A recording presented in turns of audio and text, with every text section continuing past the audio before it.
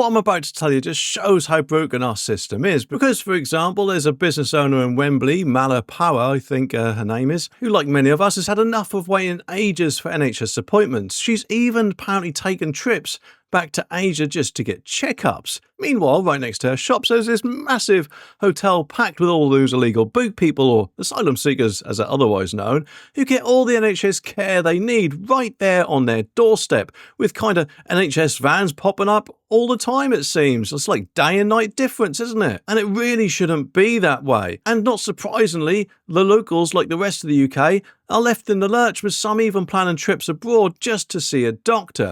And one colleague of Mala's had to go all the way out there because the NHS couldn't even diagnose her husband's health issues in a timely manner. I mean, it's just absolutely ridiculous, and this is the effect that it's just having on us. It's so frustrating, isn't it? And of course, speaking of which, there's this whole hotel situation.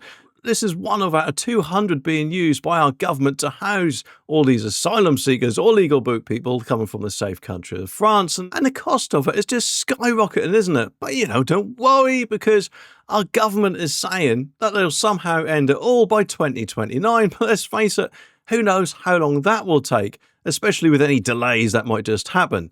Meanwhile, of course, asylum applications themselves are hitting record highs, aren't they? And like all of us, the locals are dealing with the aftermath of delayed applications, leading to some quite restless behaviour among the migrants. If you come over here because you're fleeing war for whatever other reason they give, at the end of the day, you surely had no need to leave the safe country of France in the first place, did you? But it's all a bit of a nightmare, isn't it? And the NHS is struggling along with any other service because of the increased population, more than likely. And it feels like the locals, along with the rest of us, of course, are kind of paying the price, while, shall we say, others, or certain others, get preferential treatment, and it is not fair. And the Labour government really does need to do something about this, rather than just keep saying Security Border Force Command or whatever else they keep saying. Because let's face it, what difference has that made so far? Sweet FA, I'm guessing. But what they all said about it then? Well, a spokesman for the London North West University Healthcare NHS Trust said, "We can confirm that all our referrals to our services are triaged by clinical teams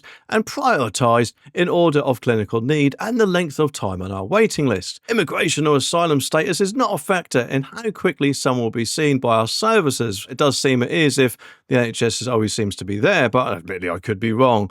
But the Home Office and the NHS England have also been contacted for comments, so it'll just be interesting to see what they all say about it, won't it, and how quickly Keir Starmer can dig himself out of the hole he is now in.